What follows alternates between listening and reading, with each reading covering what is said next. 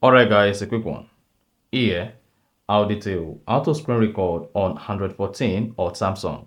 So if your phone runs on Android 14, then this will walk you through how to easily record your screen. Now the first one to this, want to confirm your operating system. So go to settings, under settings, locate software update, and then click on download and install software update.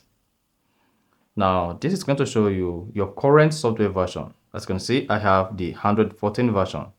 So if your phone is running on Android 14, what you need to do, just swipe on the control center, swipe through, then locate and click on screen recorder. If screen recorder is missing, edit the control panel.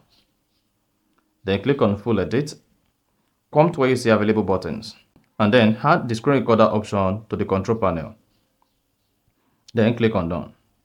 As it is, now swipe down the control center again, locate screen recorder from the list, and then click on it.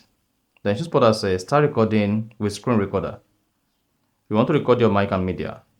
And if you want to show all your touches while recording, then turn on show taps and touches. And then click on start recording.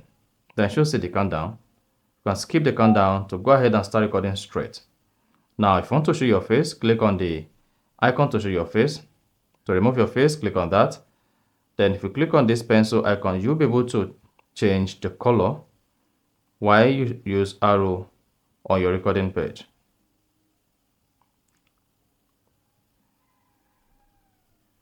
And you can also pause and play. Pause the screen recording or resume.